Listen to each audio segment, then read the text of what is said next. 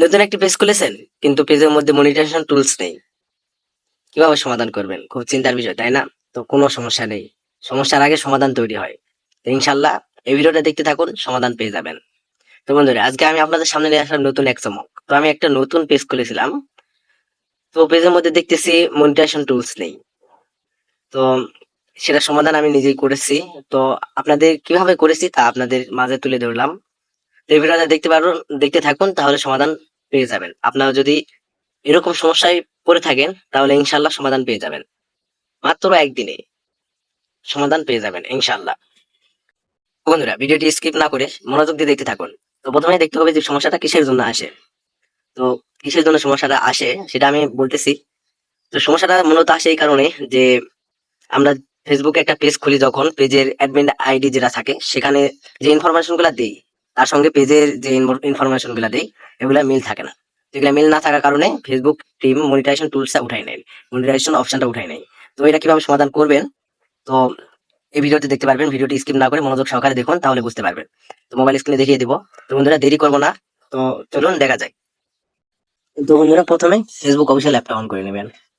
Facebook official অ্যাপটা on করে নেওয়ার পর উপরে দেখতে পাইতেছেন থ্রি ডট লাইন আছে, তো থ্রি ডট লাইনে ক্লিক করবেন। ক্লিক করার পর প্রফেশনাল ড্যাশবোর্ডে ক্লিক করবেন। তারপর যে টুলস অপশন আছে, এই টুলস অপশনে ক্লিক করবেন। তারপর এখানে যে মূলত বিষয়টা, যেখানে অনেকগুলো টুলস দেওয়া আছে, মনিটাইজেশন অনেকগুলো টুলস দেওয়া আছে আর কি।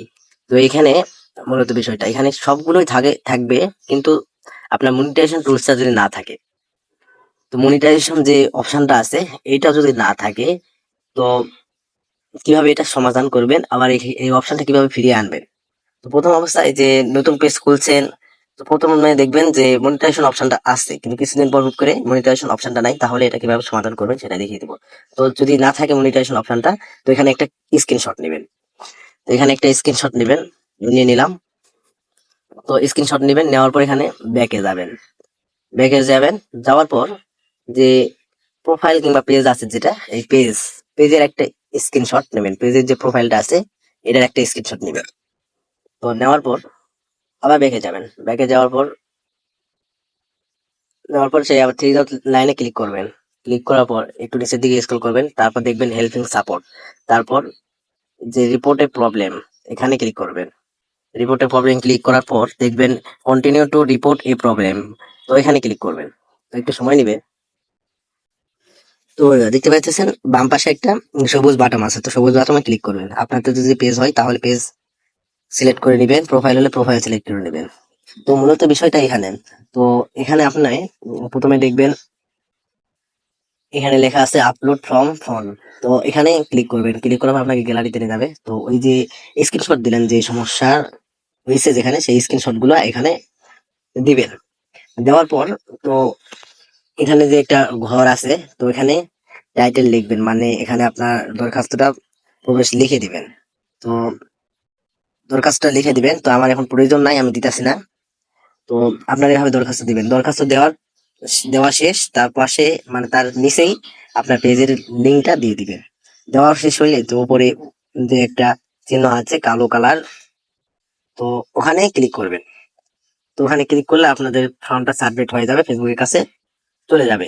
তো বন্ধুরা, এইভাবেই আপনারা 2 থেকে 3 বার তো ফেসবুকের কাছে রিপোর্ট পাঠাবেন আর কি, দরখাস্ত পাঠাবেন। তাহলে আশা করা যায় 1 থেকে 2 দিন, একদিনের মধ্যে ইনশাল্লাহ ঠিক করে দিবে ফেসবুক টিম। মূলত এইভাবে আমি আমার ফেসবুকে পেজের সমস্যার সমাধান করেছি। তো চাইলে আপনারাও সেইভাবে সমস্যার সমাধান করতে পারেন। তো ভিডিওটি শেয়ার করে সবাইকে জানিয়ে দিবেন, আর সুন্দর একটি কমেন্ট করে যাবেন। আল্লাহ হাফেজ, দেখা হচ্ছে সামনে কোনো এক নতুন ভিডিওতে।